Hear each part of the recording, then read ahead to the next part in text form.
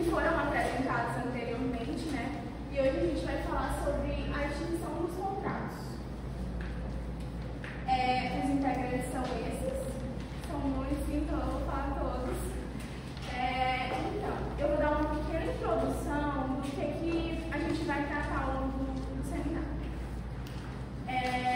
Então, como eu falei, para a gente finalizar, né, esse assunto ele diz respeito ao momento em que um contrato deixa de produzir os efeitos jurídicos, né? Ou seja, por vontade mútua das partes ou pelo cumprimento do contrato, né? Das obrigações previstas que estão dentro do contrato. Como o inadimplemento, que a gente pode citar, né? O caso fortuito ou força maior. Também vale lembrar que os contratos eles são instrumentos fundamentais em relações humanas e empresariais também. Eles também estão presentes em diversas situações do nosso cotidiano. Como a gente já teve uma matéria, a gente sabe mais ou menos que qualquer coisa que a gente faça já é parte de um contrato, seja assinar um contrato de internet ou de aluguel ou algo assim. Igual eu falei, eles estão presentes em todas as situações e por isso é importante a gente compreender como eles se formam e como eles deixam de existir. Para a gente também saber os nossos direitos e, na verdade, os nossos direitos e os direitos da outra parte, porque um contrato ele é formado por duas partes, né? Durante a apresentação, a gente vai iniciar com os fundamentos jurídicos, que eles embasam a extinção contratual, analisando os princípios legais e os dispositivos do Código Civil que regem esse encerramento. E em seguida, a gente vai explorar também as modalidades de extinção. A gente pode citar a rescisão, que ela pode ser unilateral ou bilateral também, a resolução, que ela ocorre pelo inadimplemento, e o distrato, que é o acordo mútuo entre as partes, que a gente vai analisar detalhadamente ao longo da apresentação, de um por um. Além disso, a gente também vai destacar a importância das cláusulas contratuais relativas à extinção e também discutir como que se dá as consequências jurídicas e as práticas de extinção, como as obrigações remanescentes e as perdas e danos. Para finalizar e para o assunto ficar mais fixado na mente de todos vocês, a gente vai trazer alguns estudos de caso, que eu queria pedir já de agora que todo mundo participe, porque vai ser algo assim bem, posso dizer, também vai fixar o assunto na mente de todos vocês. E é isso. Sobre as perguntas, eu queria também que ficasse para o final, tirando o estudo de caso, né, que a gente vai precisar da participação de vocês, mas qualquer pergunta, se vocês tiverem alguma dúvida, a gente vai esclarecer no final da apresentação. E é isso, eu espero que seja esclarecedor para todo mundo, e para a gente dar segmento ao trabalho, eu passo a minha fala para a próxima conta.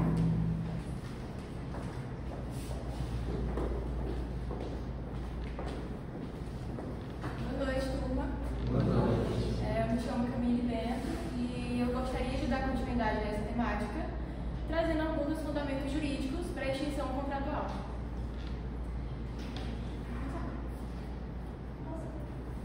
Então, os fundamentos jurídicos nada mais são do que causas, motivos, circunstâncias, situações em que os contratos podem ser extintos antes do previsto, antes do que foi acordado entre as partes. E a extinção basicamente é o encerramento desses contratos antes do seu prazo natural. E aí eu trouxe algumas situações que o próprio Código Civil traz pra gente, que no caso seria o inadimplemento, que nada mais é que quando uma das partes deixa de cumprir o que foi acordado. E aí eu trouxe o vício de consentimento, que pode acontecer tanto por erro, quanto por dolo ou coação. A onerosidade excessiva, que é quando o contrato ele acaba se tornando desproporcional para uma das partes. Quando o próprio contrato prevê cláusulas resolutivas. E o distrato, que como a Maria Roberta falou, é um acordo mútuo entre as partes para que esse contrato se encerre antes do prazo. Pode fazer.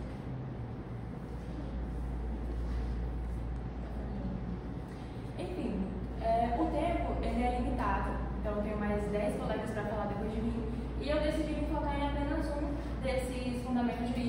caso é o inadimplemento. E como eu falei, nada mais é do que quando uma das partes deixa de cumprir aquilo que foi acordado. Então, a essa altura do campeonato, eu creio que todos vocês já devem saber que um contrato ele é firmado a partir do princípio da obrigatoriedade, que é quando aquilo que foi acordado, aquilo que foi pactuado entre as partes, deve ser cumprido.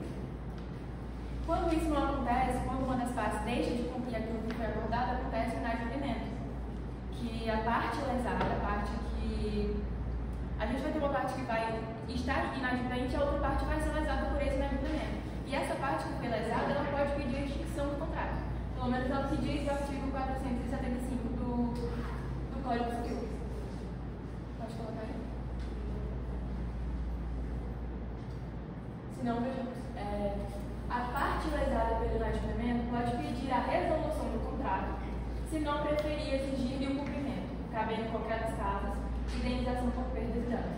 Então, a partir desse artigo, a gente pode tirar 3 conclusões. Primeiro, que a parte lesada pelo inadimplemento, ela pode tanto pedir o cumprimento do contrato, tipo, por exemplo, quando a gente vai para um juiz pedir a execução do contrato, ou, caso não couber o pedido da execução do contrato, ela pode também pedir para que esse contrato seja extinto, né? Seja encerrado por esse prazo.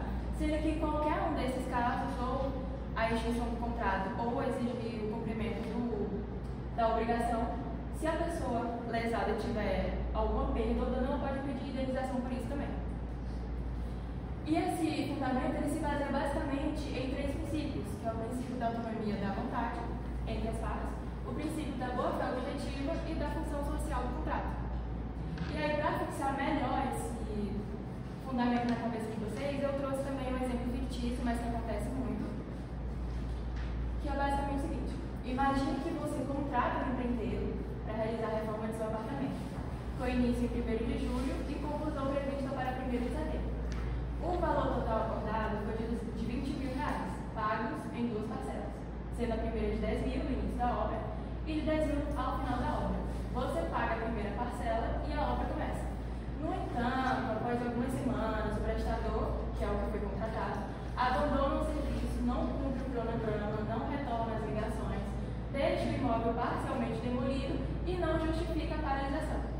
A entrega da obra atrasa, sem justificativa, e o apartamento está inutilizável. O que a gente pode tirar daí? Uma pessoa contratou alguém para fazer uma reforma em seu apartamento. Ambas as pessoas adquiriram obrigações, ou seja, deveres e também direitos. Acontece que a parte contratante, ela adquiriu o seu primeiro dever, a sua primeira obrigação, que foi o pagamento dos R$10.000 no início da obra.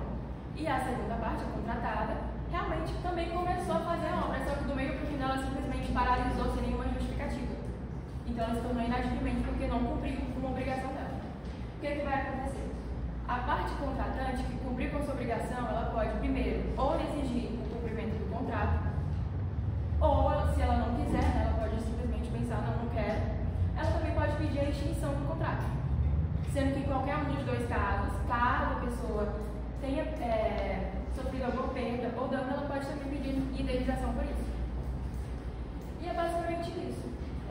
Eu passo a minha fala para o próximo integrante, que vai falar sobre a teoria da imprevisão e outras coisas mais para vocês.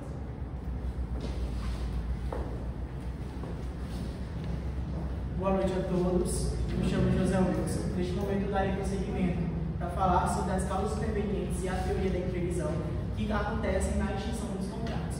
Bom, como vocês já sabem, a extinção do contrato ela pode acontecer por diversas situações, desde o acordo mútuo entre as partes ou o cumprimento das obrigações, né, previstas dentro do contrato que acontece entre as partes, ou por algumas situações que acontecem dentro do nosso mundo contemporâneo.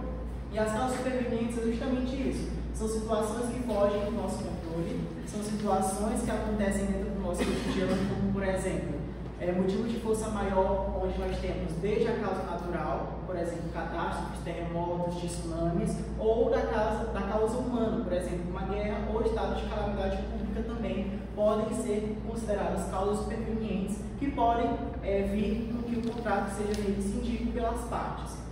Bom, um exemplo do que nós vivemos dentro da nossa sociedade, que todos nós podemos vivenciar, foi a pandemia. Um exemplo disso é que, por exemplo, uma empresa que faz casamentos, ela contrata uma outra empresa terceirizada para oferecer o seu serviço de buffet.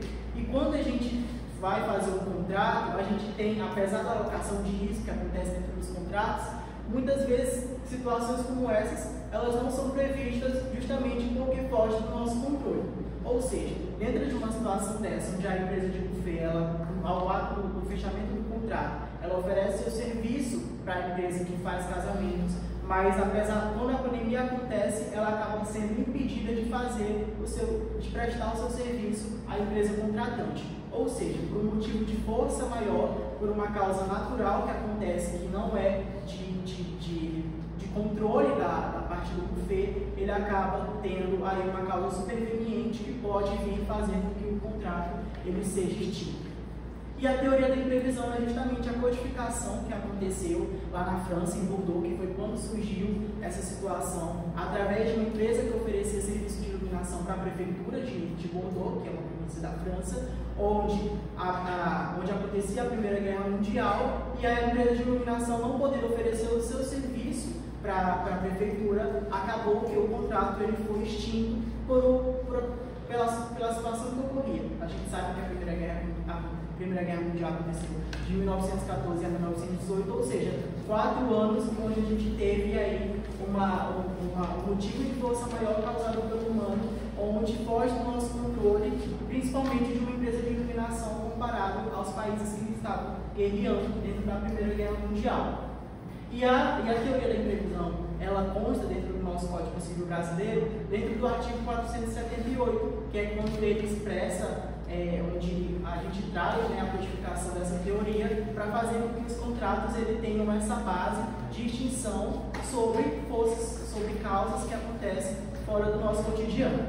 Um outro exemplo também que pode acontecer é, por exemplo, um produtor de tomates, dentro dos seus acordos que ele faz com o seu comprador, ele oferece o seu serviço, ele oferece o seu produto para um determinado comprador e vem uma praga e essa praga acaba fazendo com que ele tenha prejuízo. Ou seja, isso é um motivo, uma causa que acontece e que acaba fugindo do controle dele. Ele, dentro do seu papel como uma das partes que exerce o contrato, ele pode cobrar uma taxa maior. E assim é o que a gente vê acontecendo, por exemplo, quando a gente tem aí as modificações dentro dos nossos impostos.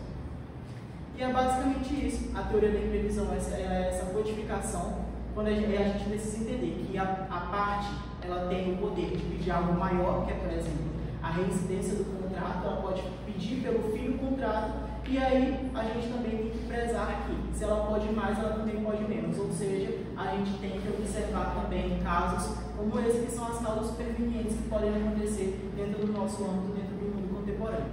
É isso. Passa a palavra para o próximo colega.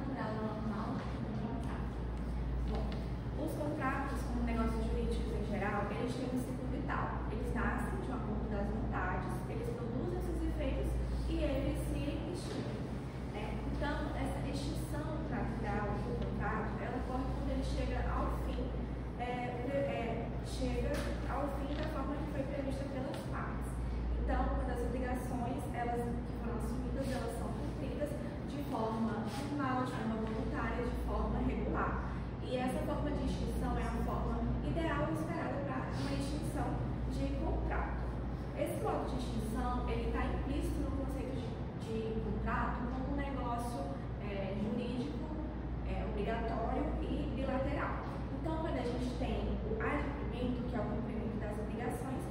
gente tem aí uma relação contratual que se deu por encerrada. Um outro exemplo de extinção é o acordo das partes, que é também chamada de distrato. Essa forma de extinção ela acontece quando ambas as partes, por vontade própria, decidem ali pôr um fim no contrato, encerrar o contrato, antes do seu termo final, do seu fim natural. Então é importante a gente esclarecer que não é um descumprimento, mas é uma decisão conjunta de pôr fim a um contrato. Essa extinção, ela preserva aí a questão da autonomia da vontade das partes e também está ligada aí ao princípio da liberdade contratual que está aí especificado no artigo 421 do Código Civil. O artigo 472 do Código Civil, ele traz que o distrato, ele faz-se pela mesma forma exigida para contrato. Ou seja, se o contrato original ele foi feito de forma escrita, o distrato também ele deve ser feito através da forma escrita.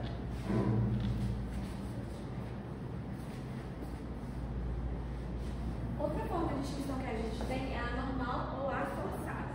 Essa extinção ela é diferente das outras que a gente viu, porque aqui essa extinção se dá por conta de uma quebra de obrigação ou por algum tipo de circunstância externa que afeta a relação contratual. Como exemplo, a gente tem a mora, que é o atraso do cumprimento da obrigação. Ela acontece quando uma das partes ela cumpre com atraso aquilo que foi prometido. Então, a gente tem como exemplo de mora a mora do devedor, que acontece quando ele demora a pagar algo, ou a mora do credor quando ele se recusa a receber a prestação no tempo correto. A mora, ela não imediatamente extingue o contrato, mas ele pode vir a resolução quando esse atraso se torna impossível ou inútil para o cumprimento ali do contrato, né? E essa mora vai ficar fundamentada nos artigos 394 e 401 do Código Civil. Um outro exemplo que a gente tem dessa extinção anormal forçada é o inadimplemento absoluto. A obrigação ela não pode mais ser cumprida, a prestação aí se tornou impossível ou inútil do credor. E até na fala dela deu um exemplo desse inadimplemento absoluto, né? E o inadimplemento absoluto, ele autoriza a parte lesada a pedir resolução contratual com perdas e danos. Está fundamentado no artigo 475 do Código Civil. Outro exemplo que a gente tem é a resolução por onerosidade excessiva e ocorre quando tem um fato possível ou extraordinário que impede a prestação ali daquilo que está sendo abordado naquela relação contratual. Isso está ligado à teoria da imprevisão que foi citada anteriormente na fala dele. Agora eu passo a fala para a minha colega.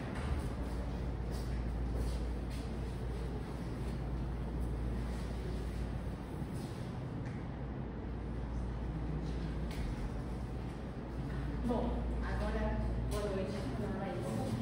Eu vou dar continuidade falando sobre resolução por caso fortuito ou força maior.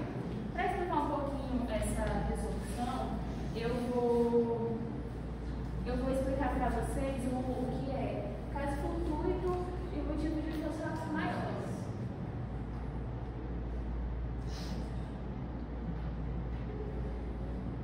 Bom, o caso fortuito, ele vai ser um evento imprevisível que vai ocorrer interno ao negócio.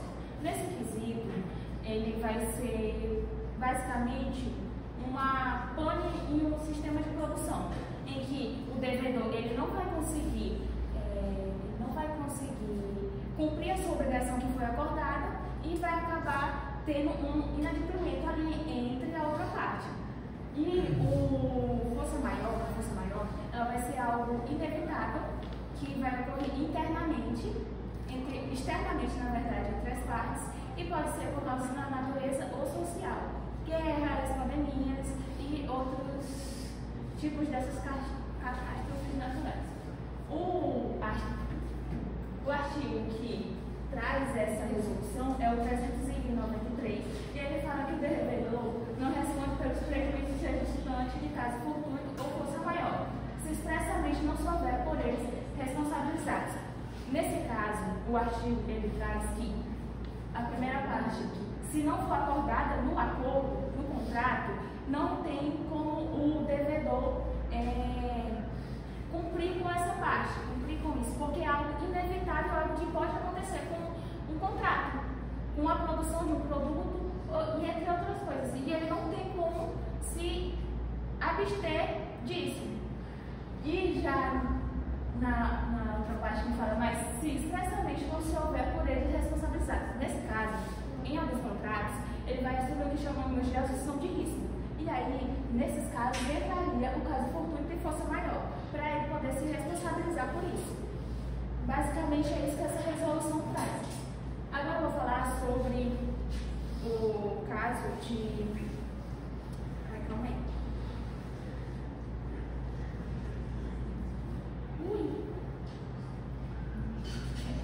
Cláusula resolutiva. Essa cláusula, ela é algo que vai acontecer no contrato e rapidamente, automaticamente, o contrato vai ser extinto. Ela existe duas formas dela, tanto a expressa quanto a tácita.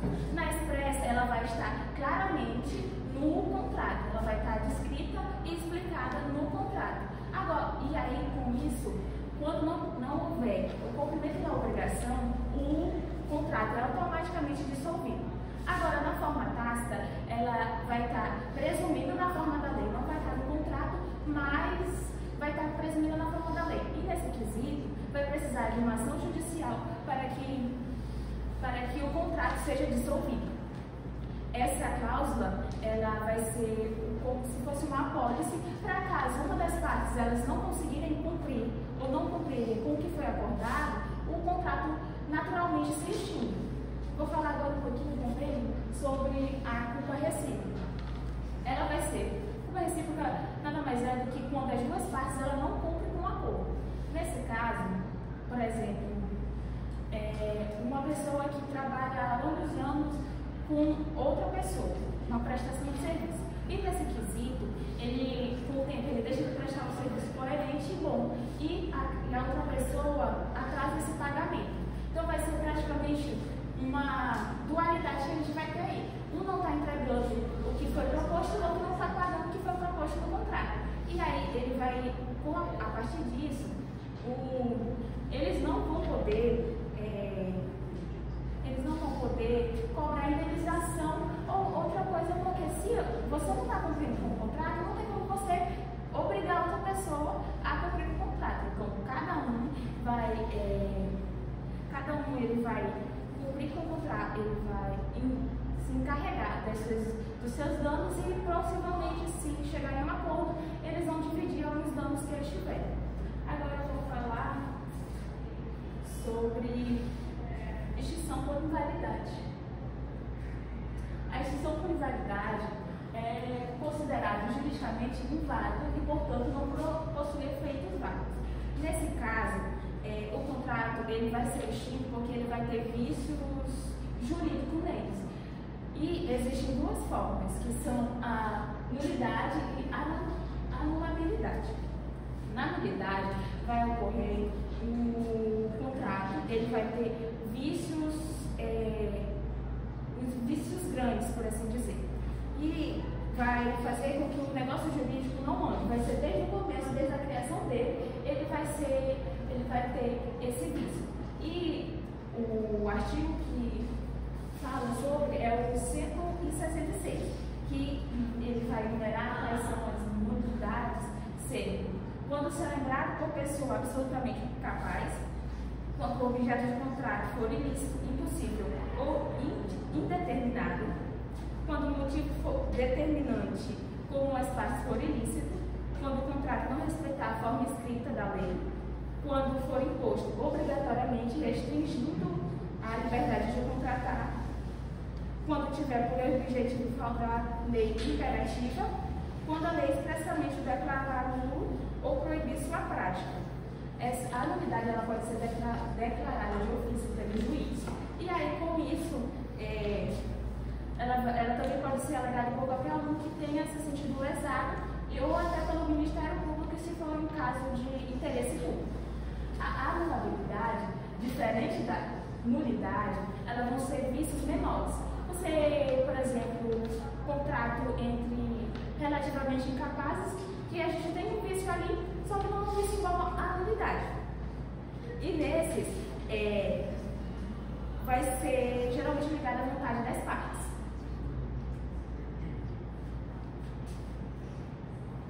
vontades das partes.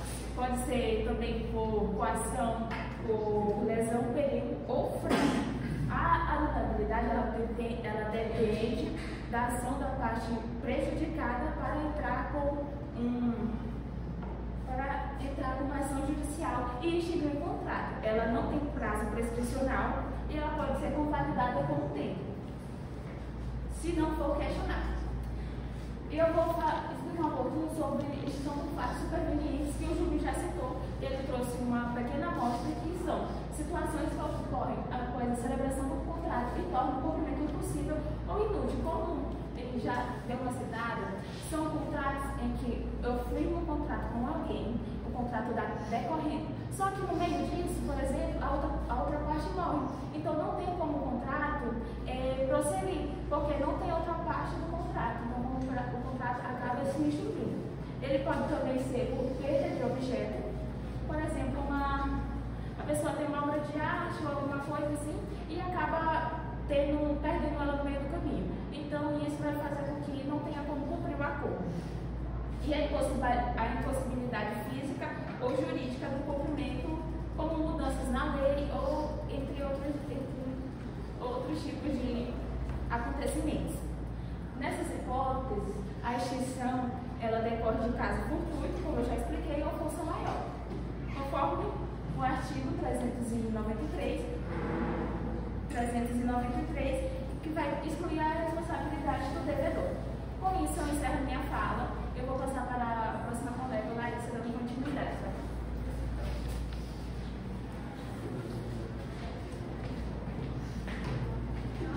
Boa noite. Eu vou estar dando continuidade, falando acerca sobre a natureza, a função, a importância das cláusulas contratuais de extinção.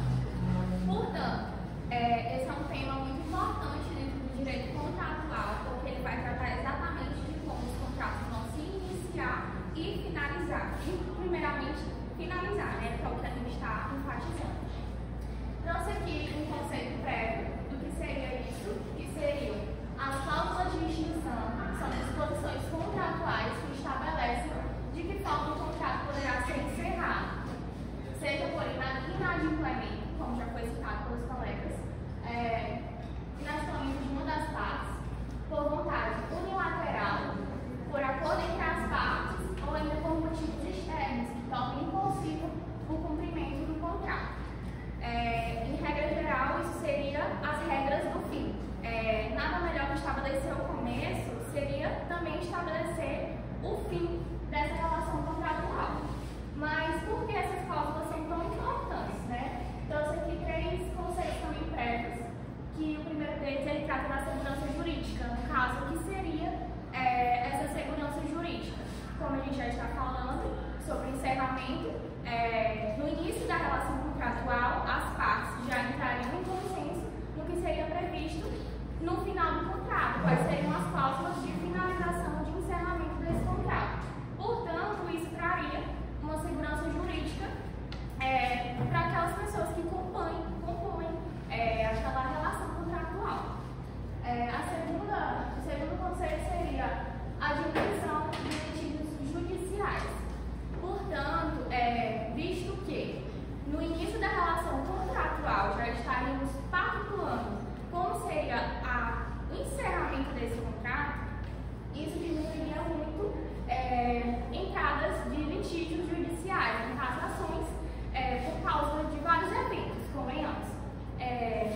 Se não for pactuado no início da relação contratual, como aquele contrato vai ser encerrado, aumenta brigas judiciais. Portanto, quando essas cláusulas já são estabelecidas no início desse contrato, isso vai diminuir. E a questão da previsibilidade. Uma vez que já foi pactuado lá no começo, o final já é bem previsto. Pode passar. Trouxe aqui alguns princípios que eles podem estar implícitos, expressos no Código Civil. O primeiro deles pode estar previsto lá no artigo 421, que ele trata da autonomia da vontade. Certo. No início da relação contratual, as partes elas possuem autonomia para estabelecer, elencar cláusulas de encerramento. Mas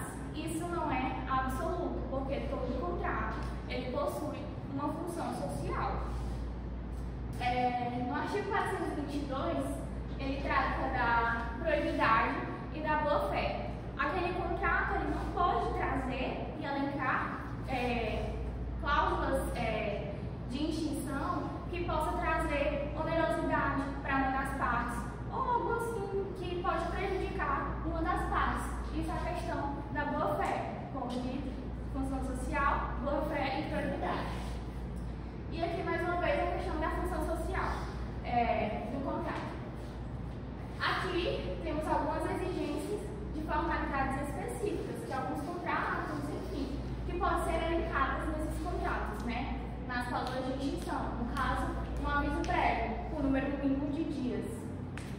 Comunicações por escrito, por e-mail ou cartas registradas.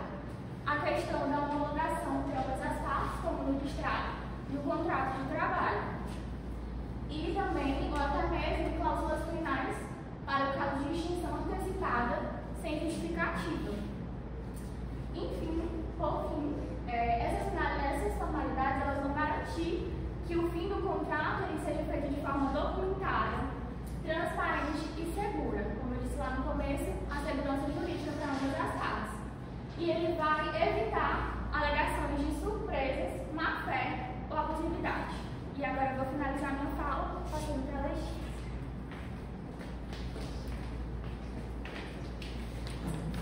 Complementando a fala da Larissa, a gente elencou aqui algumas cláusulas que podem ser passíveis de extinção dos contratos. Algumas explícitas, outras implícitas, né, dentro dos artigos do Código Civil. A princípio, a gente trouxe aqui a cláusula resolutiva, que já foi bem exemplificada também aqui pelos colegas anteriores. E dentro da cláusula resolutiva, a gente traz outras cláusulas, como eu já falei, algumas explícitas, outras implícitas. A cláusula resolutiva expressa e a tácita já foi exemplificada pela colega Larissa. Eu só queria acrescentar aqui, a respeito disso, que no caso da cláusula resolutiva expressa, quando as partes convencionam o acordo, ali mesmo ela já estabelece, né, as cláusulas que serão passíveis de extinção do contrato, e ali também já são estabelecidas questões de multas, danos, perdas, honorários, tudo já é discutido nessa cláusula. Enquanto a cláusula resolutiva tácita,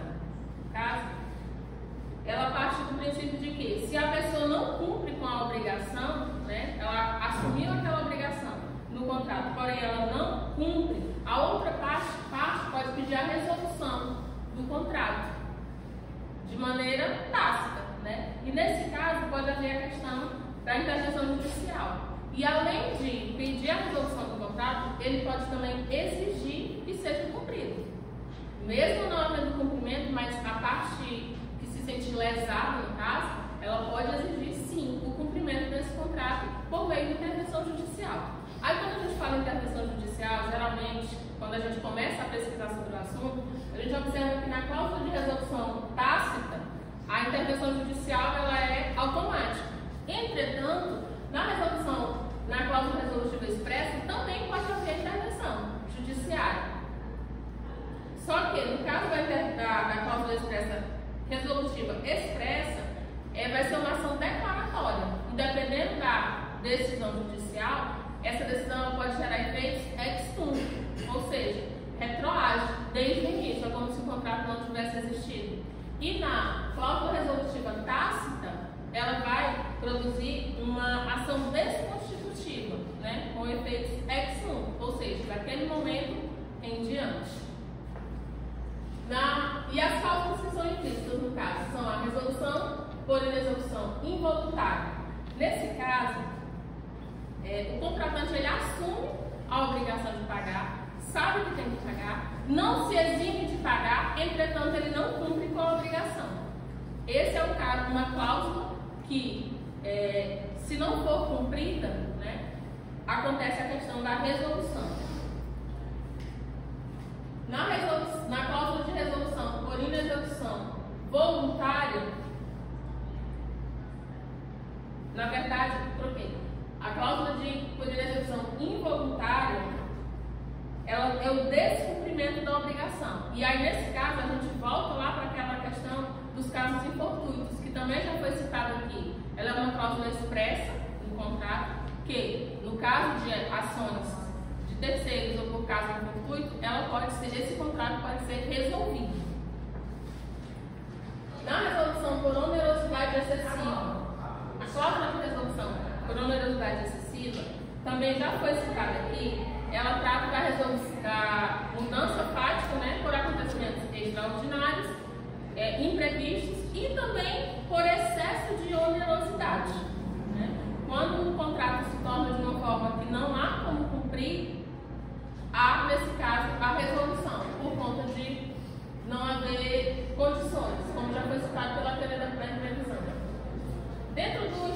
resilição, nós temos a resilição bilateral pelo extrato, que também já foi citado aqui, e a resilição unilateral. Ainda tem também a questão da cláusula de aviso prévio.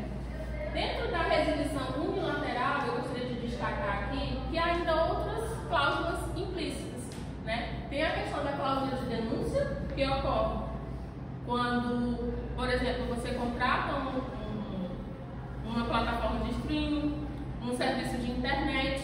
Nesse caso, você pode romper esse contrato unilateralmente. Você só precisa comunicar o fato à empresa.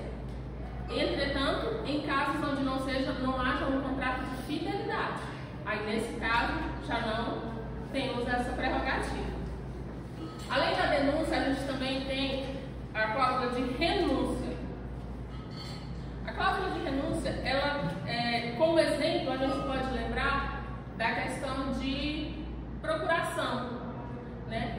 Há casos em que uma parte contrata um advogado para defender uma causa e, quando não há mais interesse ou por outras questões íntimas ou não, há a renúncia, o pedido de renúncia de mandado. Seria o exemplo básico de uma cláusula de renúncia.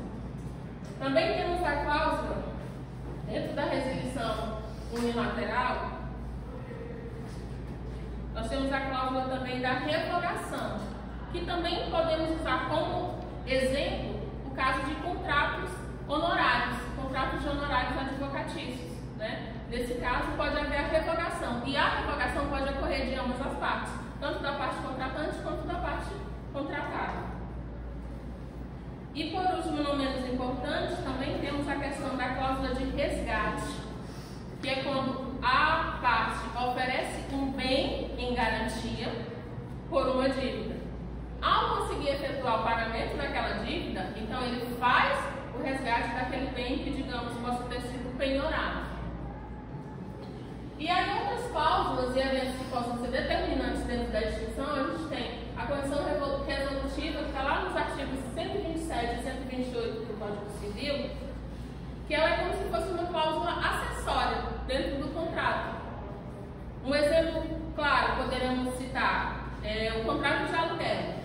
Dentro do contrato de aluguel pode haver uma cláusula que diz: se no prazo que foi determinado daquele contrato de aluguel houver uma proposta de venda e a parte se interessar em vender a casa, ele pode vender a casa. Se houver essa cláusula constando dentro do contrato, no momento em que ele vende a casa, aquele contrato pode ser extinto.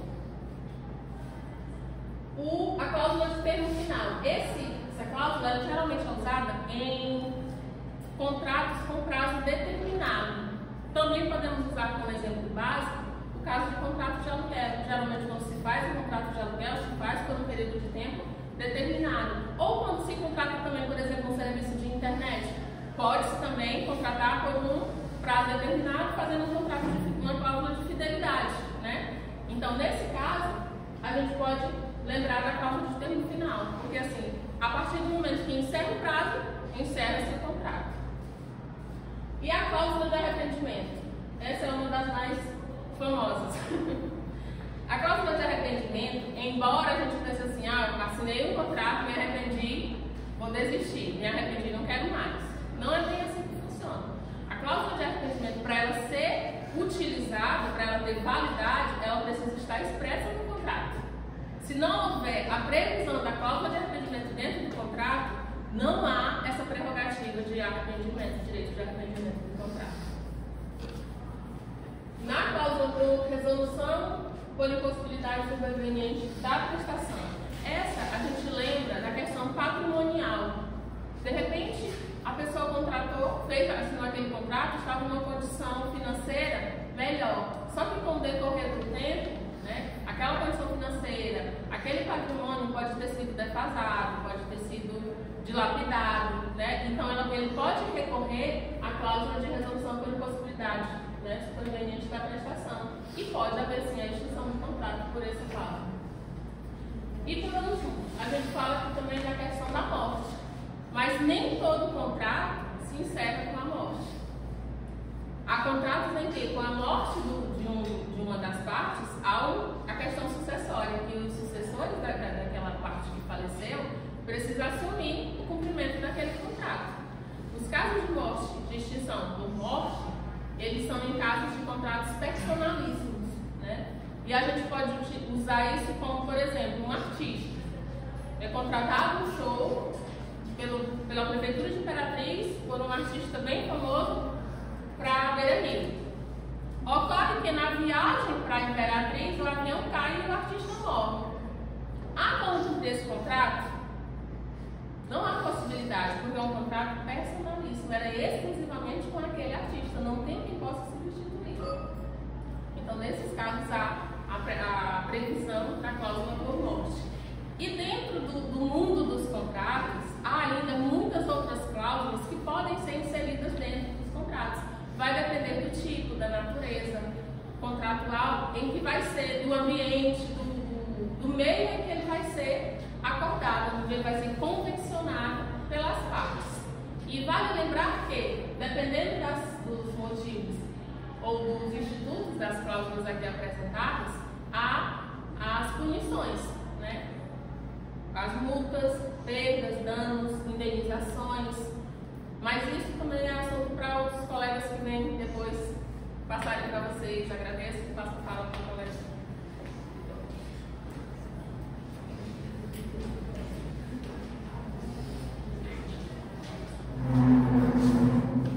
Boa noite a todos. Eu vou dar seguimento à nossa apresentação, abordando sobre as consequências da extinção das modalidades de extinção dos contratos já apresentadas pelos meus colegas. Eu vou começar falando dos efeitos da extinção normal dos contratos, porque a gente tem que diferenciar a extinção normal, como os colegas já falaram, e a extinção anormal. Os efeitos da extinção normal, ou seja, como os meus colegas já falaram, é a forma ideal mais comum de um contrato terminado. E acontece quando todas as partes cumprem rigorosamente com suas obrigações. E a consequência principal dessa forma de extinção é, no caso, a liberação das partes. O devedor ele fica livre da sua obrigação e o credor ele tem seu interesse satisfeito. Ou seja, o contrato, a partir daí, ele vai cumprir a sua função social e econômica. Um exemplo prático que eu trouxe. Eu contrato a lei é um mês, mas é para ser maçonaria. Para fazer os móveis, por exemplo, da minha cozinha, ela entrega os móveis e eu realizo o pagamento final. Após esse acordo, a gente, ambas as partes estão liberadas e o contrato assim vai ser extinto normalmente, sem surtir efeitos futuros, ou seja, ele imediatamente vai ser extinto, cumprindo sua função social e econômica. O artigo, aqui ele falou, eu trouxe o artigo 473, mas tem o artigo 472 que ele vai tratar do distrato, a restrição bilateral, que é como se fosse o acordo mútuo entre as partes, ou seja, o artigo 472 ele prevê que as partes, para elas poderem se desfazer do contrato, ou seja, para ser extinto, tem que ser no mesmo meio que ele inicialmente foi formalizado. Ou seja, um exemplo,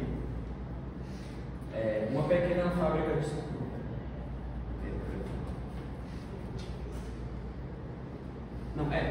exemplo, digamos que o meu colega Eduardo, ele me vende um imóvel por meio de escritura pública. Eu faço a compra, né? E após um determinado tempo, a gente decide se desfazer do contrato, do acordo. Nesse sentido, o que o artigo 472 vai prever é que o contrato ele só será extinto pelo mesmo acordo inicial que eles fizeram, ou seja, por meio de escritura pública. Então, nesse caso, é justamente isso que o artigo 472 vai tratar. Já o artigo 473, ele vai falar da extinção unilateral, que ocorre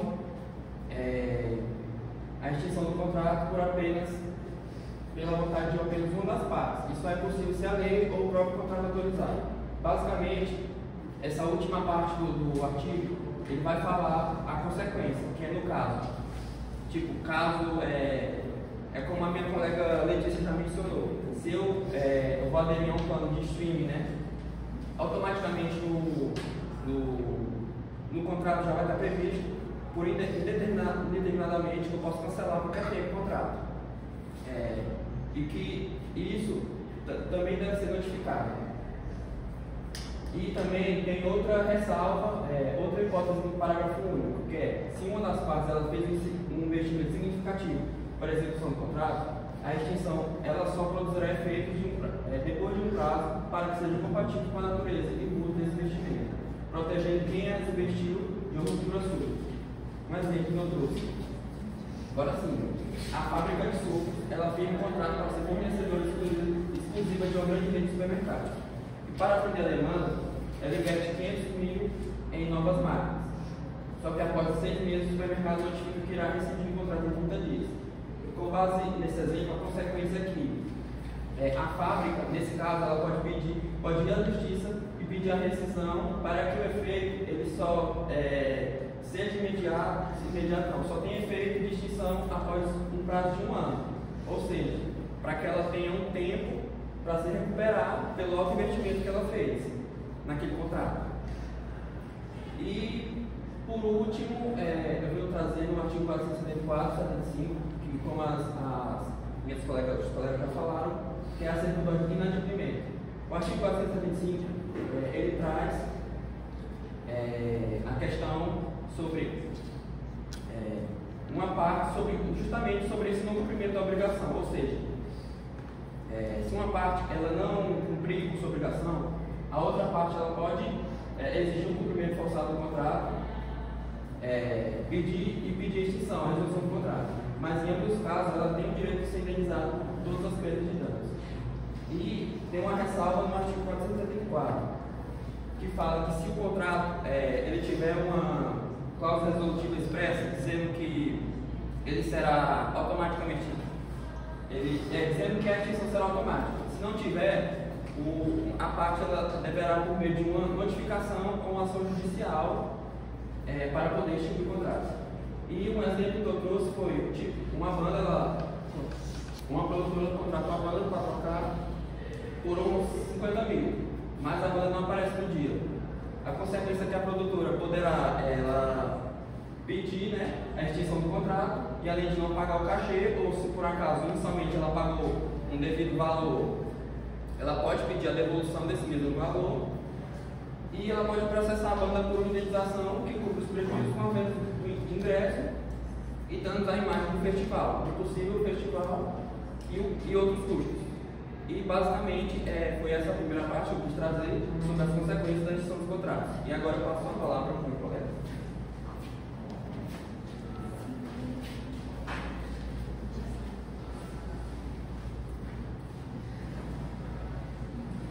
Boa noite a todos. Então, continuidade do que o Augusto falou, eu irei apresentar.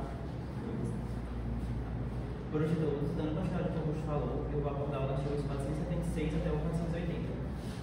Iniciando com o artigo 476, ele traz sobre a exceção de contrato não cumprido. E ele diz o seguinte: que nos contratos bilaterais, nenhum dos contratantes, antes de cumprir a sua obrigação, pode exigir o incremento da multa.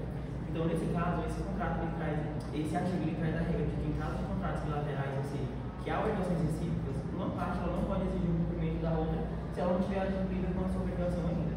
E isso é uma forma, tem a finalidade de prevenir contra a máfia processual, que essa parte que não cumpriu primeiramente com a sua obrigação, ela vem exigir da outra aquilo que ela mesma cumpriu. E um exemplo prático desse artigo, para a gente poder compreender melhor, é em caso de você, por exemplo, contratar um pedreiro para fazer uma determinada obra na sua casa, e nesse contrato você diz que você vai pagar 50% do valor inicial como um sinal e os outros 50% restantes quando a obra for concluída. Se você não paga esse sinal, o pedreiro vai ter total direito de não iniciar essa obra, você não vai poder recorrer à justiça, não vai reclamar com ele por atraso na entrega, porque você descumpriu com a sua obrigação primeiro. Então, esse artigo é como se fosse uma mão lava a outra. Você cumpre com a sua obrigação e eu cumpro aqui. Partindo do artigo 477, que trata sobre a garantia contra a insolvência, ele diz o seguinte: se depois de concluído o contrato sobrevier a uma das partes contratantes diminuição de seu patrimônio capaz de comprometer ou tornar devedor da prestação pela qual se obrigou, pode a outra recusar-se a prestação que lhe incumbe até que aquela satisfaça que lhe compete ou dê garantia abaixo de satisfazê-la. Nesse caso, esse artigo ele é como se fosse uma permissão de que, caso os contratos bilaterais já firmados, a outra parte, nos casos uma das partes tiver a sua situação financeira significativamente agravada, a outra pode suspender sua própria obrigação até que essa parte insolvente ela venha a cumprir com a sua parte, ou então apresentar uma garantia onde ela vai conseguir realmente arcar com esse contrato, cumprir com a sua parte. E um exemplo prático é em caso de, por exemplo, uma fábrica de cimento, ela firma um contrato com a construtora que fornecesse R$100 mil de cimento, com prazo de pagamento após 60 dias da entrega. Nesse período antes da entrega, essa fábrica não descobre que essa empresa entrou em recuperação judicial, ou seja, nesse cenário ela pode suspender essa entrega, suspender a sua obrigação, até que essa parte insolvente ela venha a cumprir com a sua parte, então fazer um pagamento antecipado, ou então dar uma fiança, ou então a garantia que ela vai realmente cumprir com esse contrato. Indo agora para o artigo 478, que ele trata da resolução por onerosidade excessiva, e ele diz o seguinte: que nos contratos de execução continuada ou diferida, se a prestação de uma das partes se tornar excessivamente onerosa com vantagem para outra, em caso de virtude de acontecimentos extraordinários ou inesperados, poderá o devedor pedir a resolução do contrato e os efeitos da sentença que a decretar retroagirão à data da citação. Nesse caso, esse artigo ele traz a possibilidade de uma resolução desse contrato pelo meio judicial. Tanto por um evento inesperado, então se esse contrato ele gerar um ônus excessivo para uma parte e ser extremamente vantajoso para outra. E um exemplo prático dessa situação é em caso de uma empresa de shows, ela aluga um terreno para fazer shows mensais durante um período de 5 anos. No segundo ano acontece um evento inesperado, que é uma pandemia, ou seja, essa empresa ela fica impossibilitada de realizar esses shows, ou seja, isso gera um ônus excessivo, uma vez que contratualmente ela tem que continuar pagando esse aluguel. Então, nesse caso, essa empresa ela pode recorrer à justiça e pedir a resolução do contrato, porque o equilíbrio contratual foi rompido. Ou seja, porque a lei ela sempre preza pela função social do contrato, e essas relações elas têm que ser equilibradas e consensuais. E para pode passar. Para complementar esse artigo, a gente pode falar sobre o artigo 479, que ele trata da revisão para a preservação do contrato. Ele diz o seguinte: que a resolução pode ser evitada oferecendo-se o réu a modificar equitativamente as condições do contrato. Esse artigo ele já vem complementar esse 478, porque ele preserva pela conservação desse contrato. Então, ao invés da parte favorecida pelo ônus, em vez de ela perder esse contrato, ela pode propor uma mudança equitativa que venha atender às necessidades de ambos os lados. E um exemplo prático, a gente pode voltar tanto por causa dessa empresa, que ao invés desse proprietário, desse terreno, ele insistir no valor que foi acordado no início do contrato desse aluguel, ele pode reduzir até que acabe a pandemia e assim propor esse equilíbrio contratual. E agora, como a minha fala, o artigo 480, ele trata da revisão de contratos unilaterais. Diferente desses artigos anteriores que eu falei, o 480 ele trata exclusivamente de contratos unilaterais, ou seja, que apenas uma parte está assumindo uma obrigação. Então, em caso de um ônus excessivo ou um evento inesperado, essa parte ela pode recorrer à justiça para reduzir essas prestações ou então no modo de executá-lo. E um exemplo prático é em caso do doador, que ele se compromete a doar uma certa quantidade financeira por um período de 2 anos para uma instituição filantrópica e durante esse período ele passa por um problema financeiro. Então, nesse caso, ele pode pedir essa revisão dessas doações que ele havia prometido por conta dessa situação financeira dele, prevendo com que ele não faça um sacrifício e venha comprometer a renda dele. Agora eu passo a palavra para os demais colegas. Obrigado. Boa noite, eu me chamo Ana Clara e eu vou trazer alguns exemplos para vocês de onde a gente pode encontrar essas extinções. Foi falado aqui várias maneiras de se extinguir o contrato, e a primeira que eu quero trazer para vocês é o adimplemento, que é quando o contrato ele é totalmente concluído, ele não há nenhum impedimento dele ser finalizado. E eu trouxe um caso daqui da nossa cidade. Eu fiz um exemplo fictício. A Prefeitura de Imperatriz ela construiu uma empresa que faz pavimentações de rua para repavimentar a Avenida 15 de Novembro. E foi fechado acordo, foi dado um prazo, e a empresa cumpriu com esse acordo, tanto em questão de orçamento como prazo, e a Prefeitura realizou o pagamento certinho, então o contrato foi finalizado de forma correta, e eles assim se extinguem o contrato. Também foi falado sobre o inadimplemento. E tem algumas resoluções, eu não vou trazer um exemplo para vocês, mas tem algumas decisões que dizem que, por exemplo, eu fiz um contrato de um parcelamento de um celular, vamos dizer. Eu pago o celular todinho e devo de pagar a última parcela. E nesse caso não seria uma extinção do contrato, seria uma causa de perdas e ganhos. Porque eu cumpri já mais da metade da minha, mais grande parte da minha obrigação, porque eu extingui todo o contrato. Outro exemplo é um destaque por consentimento. Outros exemplos de uma doceria, que ela fecha contrato com uma influenciadora muito famosa por um ano para ela ser a garota propaganda da doceria. Só que durante esse ano, a influencer, ela vira influencer fitness. Não conversa mais os ramos que elas trabalham. Então, em consenso, elas entendem que não tem como elas continuarem trabalhando juntas. Elas decidem mutuamente romper esse contrato. Não há perda para nenhum das duas partes. E elas não precisam, lógico, isso precisa ser firmado, também acordado, como já dito, que precisa ser firmado da mesma forma que foi firmado o contrato inicialmente. Outro exemplo é a rescisão unilateral. Eu trouxe aqui também um exemplo que fala sobre o aviso prévio, que a Letícia citou basicamente por cima aqui pra gente. É um laboratório que produz medicamentos, ele tem um contrato exclusivo com a empresa de logística. E essa é a única empresa que faz a logística deles, entrega de medicamentos. Só que aí, com o tempo, essa farmacêutica ela decide investir na própria frota. E aí ela avisa previamente a empresa de logística que vai rescindir o contrato. E no contrato deles já tinha essa cláusula, que eles precisavam ser avisados. Então eles decidem o contrato, é esperado o prazo, né? E depois do prazo é rescindido o contrato. E o último exemplo que eu vou dar para vocês é por inadimplemento, que eu acabei falando de falar. Eu trouxe o exemplo do nosso amigo Eduardo. O nosso amigo Eduardo, ele decidiu, depois que ele se formou, ele decidiu voltar para Porto Alegre e comprar uma casa lá. E ele decidiu financiar essa casa em diversas parcelas com o banco. E aí ele começa a pagar certinho e tal. Lá pela metade ele começa a atrasar. A partir do 10º, vamos dizer assim, do 30º mês ele começa a atrasar. Ele começa a fazer acordos com o banco, né? A primeira solução é você tentar acordar essa dívida, só que ele continua atrasando. Então o banco faz o quê? O banco devolve a casa. E assim é feito essa rescisão por inadimplemento. Assim eu finalizo os meus exemplos e eu espero que vocês tenham entendido. Obrigada.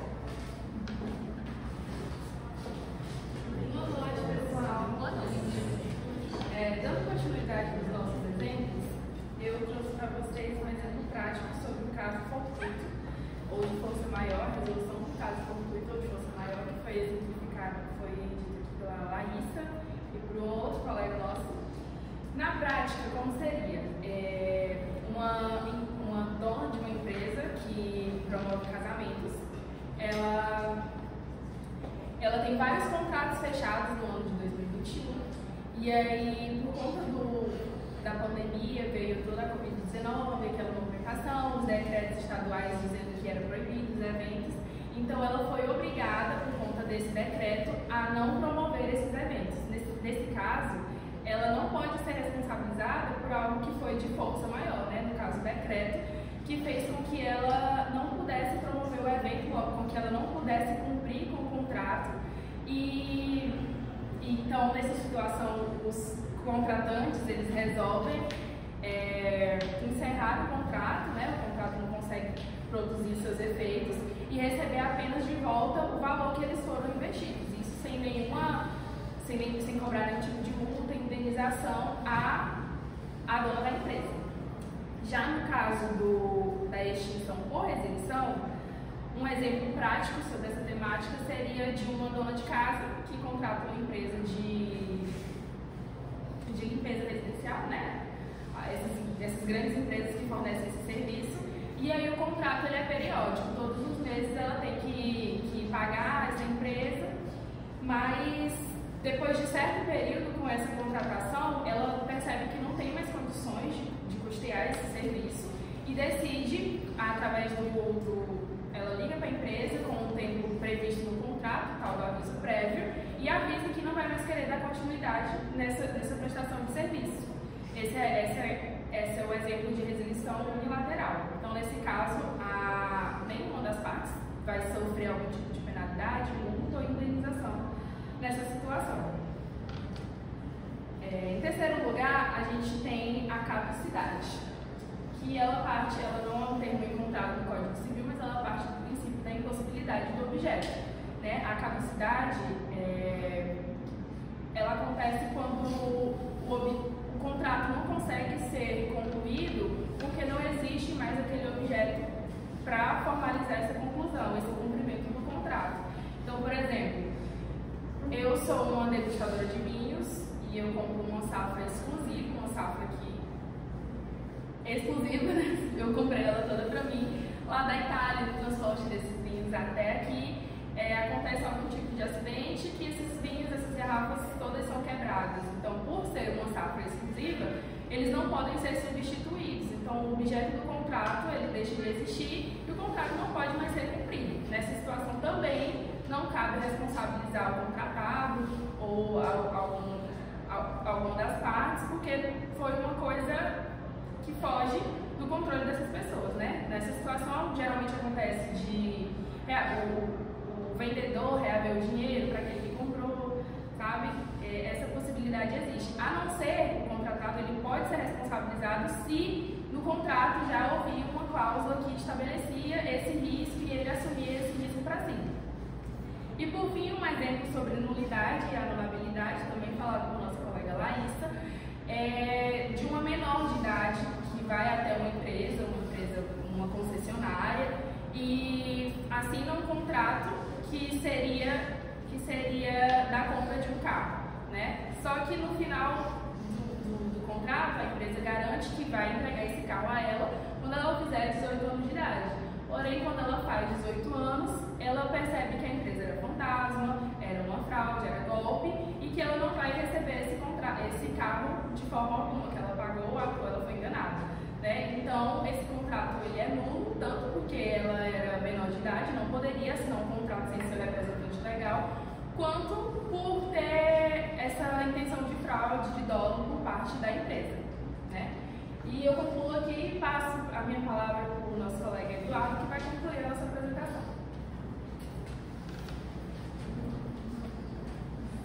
Bom, pessoal, boa noite. Como o horário ele já não permite que a gente consiga se estender mais, né? Eu vou fazer essa conclusão trazendo os principais pontos que nós trouxemos durante a nossa apresentação, né? E aí, para fechar, nós temos aqui como principais hipóteses da extinção do contrato, que estão previstas dentro do Código Civil, o inadimplemento, que ele foi falado pelos nossos colegas, no artigo 475, o caso fortuito, no artigo 393, também do Código Civil, e a onerosidade excessiva do artigo 478 do Código Civil. Mas, para além disso, a extinção do contrato ela deve preservar o diálogo, o planejamento e uma clareza jurídica. E nós, enquanto profissionais do direito, futuros profissionais do direito, nós precisamos entender que nem todo fim é um fracasso, né? Às vezes é o começo de uma solução mais adequada e menos onerosa para todos. Então, quando nós falamos sobre a extinção do contrato, sobre o encerramento, é uma forma de exercer uma liberdade, uma responsabilidade e uma justiça. E também aplicar o direito como uma forma de ferramenta para o equilíbrio da autonomia privada e o interesse social. Nós encerramos a nossa apresentação assim. Se alguém tiver alguma pergunta para fazer, nós estamos aqui à disposição. Muito obrigado.